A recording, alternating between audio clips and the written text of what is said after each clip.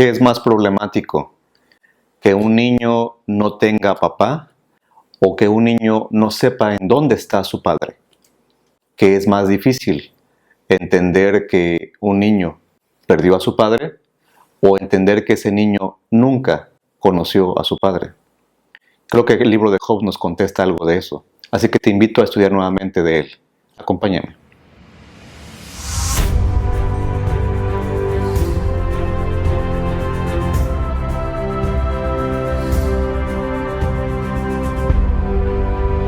En el libro de Job encontramos a un personaje cuyo nombre no es del todo claro lo que significa.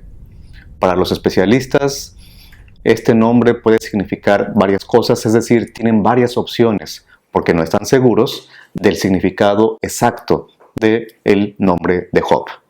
Sin embargo, la mayoría de los especialistas sugieren que el nombre tiene que ver con la palabra padre.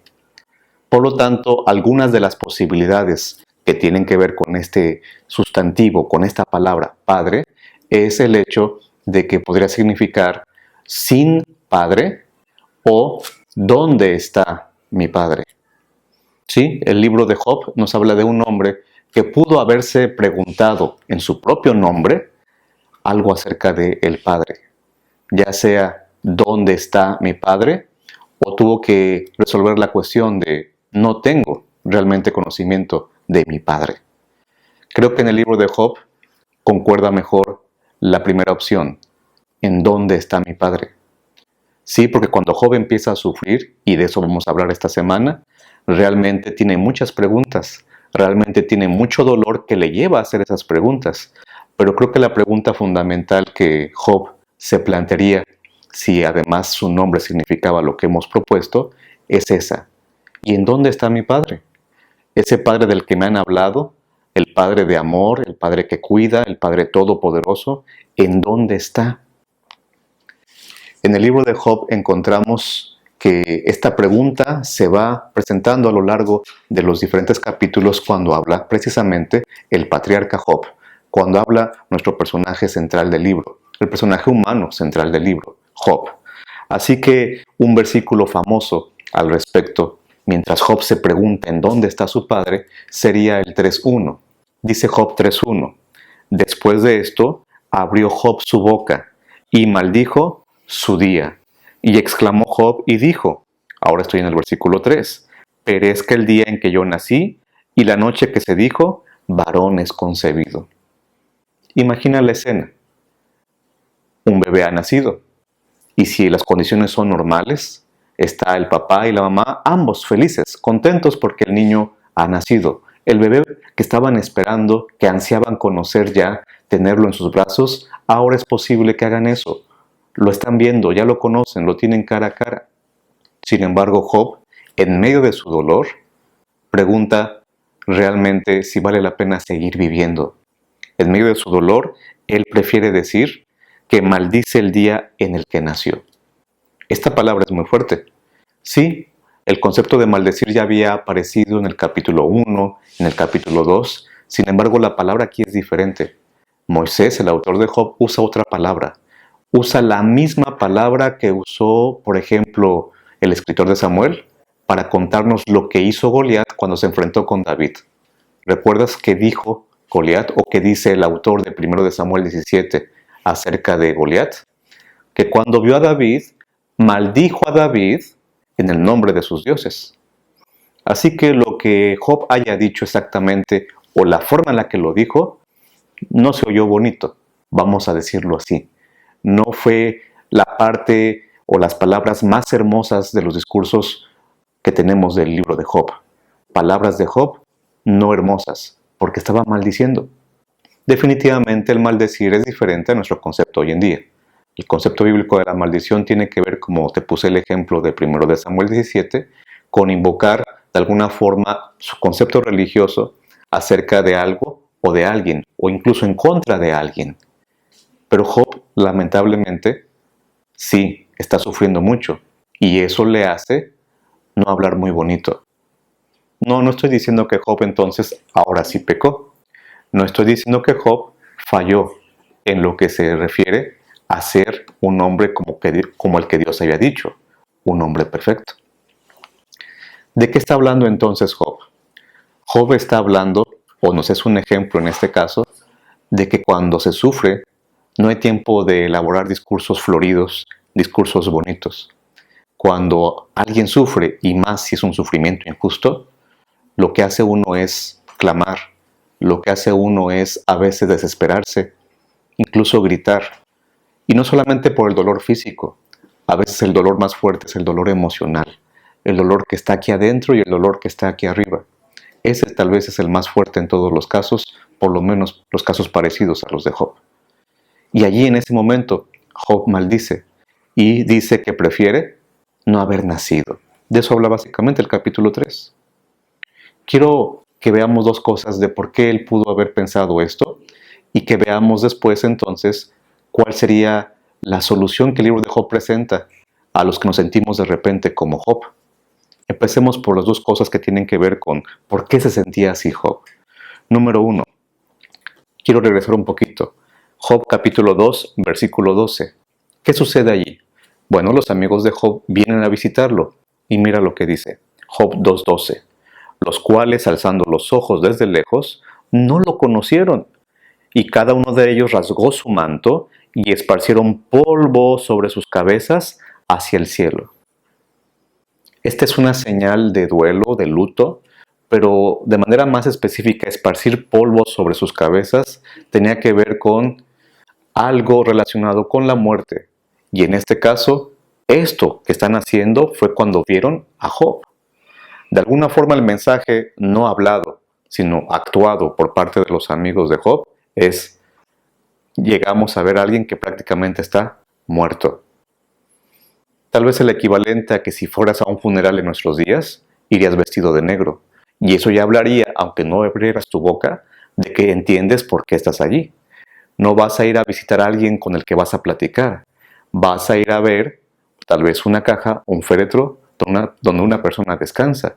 Y en algunas culturas de este lado del planeta por lo menos, la gente va a esos lugares vestida de negro. Hay un mensaje implícito en el color negro. Cuando la gente se echaba polvo, como los amigos de Job, estaban diciendo: aquí hay algo que está hablándonos de muerte. Prácticamente para los amigos de Job, el mensaje era muy claro. Job tenía que ver en ese momento con la muerte. En la Biblia vamos a encontrar a menudo que el polvo se asocia de esta forma con la muerte. Por ejemplo, en Daniel 12 se dice que la resurrección se dará cuando muchos sean levantados del polvo. Y es que el ser humano fue creado de polvo. En el libro de Job encontramos, en el capítulo 2 que acabo de mencionar y en el 3 que estábamos viendo al principio, encontramos que el polvo precisamente sería lo que Job recuerda que quiere que pase a lo inverso de lo que pasó en Génesis 2. Porque el ser humano fue creado del polvo de la tierra. Ahora Job dice: ojalá que yo regresara al polvo. Sí, el polvo puede ser entonces positivo si estamos en Génesis 2, o puede ser deseo de morir si estamos en Job capítulo 3. ¿Cuál es la diferencia entre el polvo regular y el que tengo en esta botella? Tal vez no lo puedas apreciar mucho, pero creo que una gran diferencia sería de entrada el letrero. En esta botellita, el letrero dice Tierra Santa. Sí, por lo menos así me lo vendieron. Me dijeron que adentro de esta botella hay tierra, algunos granitos de tierra, que son originarios del país de Israel, de lo que algunos llaman Tierra Santa. ¿Cuál es la diferencia entre el polvo normal y el polvo que estaría en esta botella? Entre la tierra que podríamos encontrar saliendo a la calle tal vez, y la tierra que está en esta botella. La diferencia está en lo que podría valer realmente para la persona que lo tiene.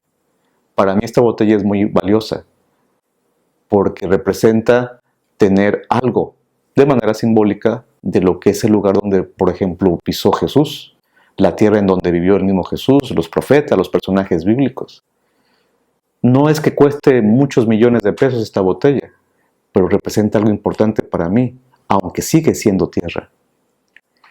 Para Job en algún momento la tierra se convirtió en quiero regresar a ella, quiero mejor morirme, Ojalá no hubiera nacido. Así que ahí tenemos la primera cosa. Job ve la tierra, pero en ese momento como algo negativo. Segunda cosa, nota que en el capítulo 3, versículo 1, Job dice que antes de maldecir, o más bien para poder maldecir y seguir hablando, bien clarito dice Job 3.1, que él abrió su boca. De manera bien específica dice así el autor, él abrió su boca. Llama la atención que Job va a cerrar su boca cuando Dios empieza a hablar. Sí, si tú me acompañas a Job capítulo 39, Job 39, versículo 38, Job va a decir lo siguiente. Job 39, 38. Una vez hablé y no responderé, aún 2 veces más, pero no tornaré a hablar. Y el versículo 37. He aquí que yo soy vil. ¿Qué te responderé? Mi mano pongo sobre mi boca. Cuando hablamos con Dios, es normal y por supuesto sería esperado que lo hiciéramos con confianza, pero también con respeto. Es nuestro Dios, con reverencia, como decimos también. Pero cuando hay dolor, a veces no es tan fácil recordar eso. Cuando Job por fin escuchó a Dios, cuando ve a Dios intervenir en su caso, él ahora prefiere cerrar, tapar su boca. El sufrimiento es así a veces de extraño. Nos hace hablar mucho, nos hace gritar incluso, y a veces nos permite ver mejor a Dios, pero sobre todo escucharlo mejor. Pero mientras gritamos, es difícil escucharlo a Él. Cuando Job tapa su boca, es porque empezó a escuchar a Dios. Una cosa más que quiero decirte, la encontramos otra vez en Job capítulo 3, versículo número 8. Cuando Job está hablando de que él preferiría morir, de que él preferiría regresar al polvo de la tierra, dice lo siguiente. Job 3, versículo 8. Hablando de la noche que él ve ahora en el sufrimiento y que tuvo que ver incluso tal vez con su mismo nacimiento, él dice, maldíganla los que maldicen al día y los que se aprestan o se apresuran para levantar al Leviatán. ¿Qué es el Leviatán? Porque Job lo introduce en el capítulo 3 como parte de su quejido, de su lamento, de su dolor. Bueno, el libro de Job va a hablar mucho del Leviatán, pero solamente quiero decirte que el Leviatán, además de haber sido lo más probable un animal que Job conoció y los personajes bíblicos, algunos de ellos conocieron hace mucho tiempo, el Leviatán en Job y en otras partes de la Biblia es un símbolo del enemigo de Dios. Es un símbolo del enemigo de Dios. De ahí que en los capítulos finales de Job, Dios diga que aunque ningún ser humano puede ganarle al Leviatán, lo puede controlar, Él sí puede. Dios sí puede ganarle, controlar al Leviatán. Y para eso nos vamos a apoyar, para entender mejor esto, nos vamos a apoyar en un versículo más. El último versículo de esta ocasión es Isaías capítulo 27, versículo 1. Nota lo que dice, Isaías 27, 1. En aquel día Jehová visitará con su espada dura, grande y fuerte, al Leviatán, serpiente rolliza, y sobre el Leviatán serpiente matará al dragón que está en el mar. Serpiente, Leviatán, dragón. De acuerdo a la Biblia, el enemigo es todo eso. Son títulos o son símbolos del enemigo en diferentes partes de la Biblia. Y el único que le puede ganar al Leviatán o a la serpiente o al dragón es el mismo que estaba escuchando a Job sufrir. Es tu Dios y es el mío. Pero a veces cuando gritamos mucho, cuando el umbral del dolor, como dicen algunos, no es tan grande como quisiéramos y empezamos a llorar, empezamos a externar ese dolor tan profundo, a veces no escuchamos a aquel que nos dice, yo le voy a ganar al Leviatán.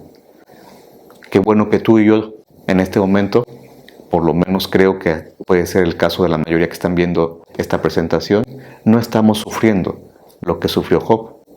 Pero si llegara a venir un momento parecido en nuestra vida, de sufrimiento injusto, donde el enemigo quiere ensañarse contigo o conmigo, ojalá que desde ahora podamos recordar que el que le va a ganar al Leviatán sigue escuchándonos. Y cuando estemos sufriendo, seguirá escuchándonos. Solamente recuerda también que a veces hay que cerrar un poco la boca para que podamos escuchar su voz. Escúchala desde ahora. Él le va a ganar al Leviatán. Y el polvo no se convertirá en la última estación o la última parada para tu vida y para la mía. Fuimos creados del polvo, pero aún del polvo el Señor nos puede levantar. Si Él le gana al Leviatán, puede hacer eso y muchas cosas más. Si hay que clamar, hazlo, es normal, el ser humano debe desahogarse. Pero no olvides que Dios quiere seguir recordándote que Él está con el control de todo, incluido el Leviatán. Dios te bendiga. Te espero la próxima semana.